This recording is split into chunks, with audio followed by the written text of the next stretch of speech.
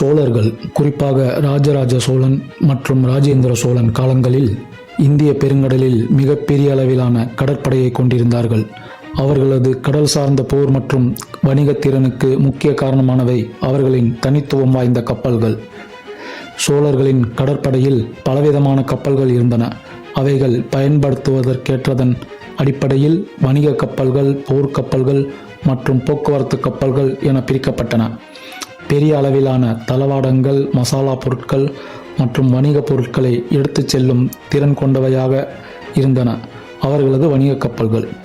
Malaysia, Sumatra, Kamboja, சீனா, Arabia போன்ற நாடுகளுடன் வணிகம் செய்யும் போது பயன்படுத்தப்பட்டன. சிறந்த நகரி மற்றும் பரியந்தக்களம் போன்ற கப்பல்கள் பெருமளவு பொருட்களை ஏற்றிச் செல்லக்கூடிய அளவிலான வடிவமைப்பை கொண்டிருந்தன. நீரிழிவு, கேட்டமரன் மற்றும் கூர்மக்களம் போன்ற சிறிய படகுகளும் அவர்களது போர்க்கப்பல்கள் படையில் இருந்தன. அதேபோல் உரும்பை, வார் கேலரி, கலமர்களம் போன்ற பெரிய வகையான போர்க்கப்பல்களும் பயன்படுத்தப்பட்டன. தளவாட கப்பல்கள், வெள்ளைக்குடை, சாயல் கொண்ட கப்பல்கள் மற்றும் தீபம் ஏந்திய கடல் கண்காணிப்பு கப்பல்களும் இருந்தன. படைத்தளவாடங்கள், யானைகள் மற்றும் துப்பாக்கி போன்ற ஆயுதங்களை கடல் வழியாக கொண்டு செல்ல போக்குவரத்துக்கும் இராணுவ பயன்பாட்டிற்குமான பெரிய அளவிலான கப்பல்களும் பயன்படுத்தப்பட்டன. கடற்படையில் இருந்த தளபதிகள், கடற்படையினர் மற்றும் நம்பிக்கையுள்ள மிக விசுவாச வீரர்கள் கடல் மார்க்க எதிரிகளை தோற்கடிக்கும் வகையிலான சிறப்புமிக்க பயிற்சிகளில் தேர்ச்சி பெற்றவர்களாக இருந்தனர்.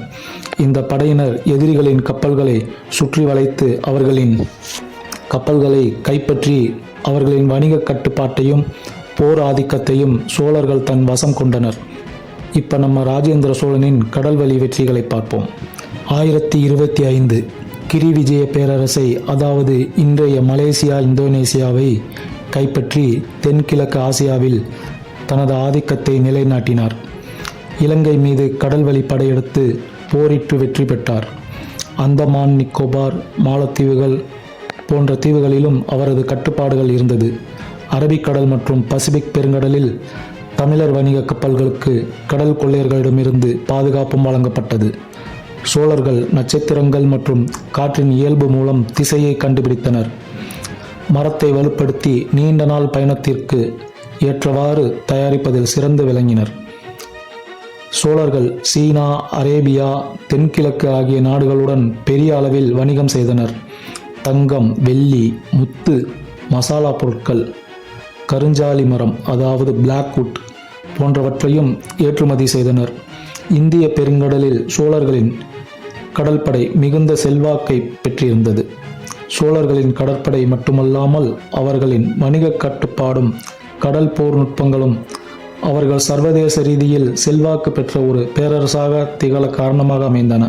1000 ஆண்டுகளுக்கு முன்பே ஒரு சமுத்திர பேரரசாக வளர்ந்த சோழர்கள் கடலின் ராஜாக்கள் என்றே அழைக்கப்படலாம் அல்லவா?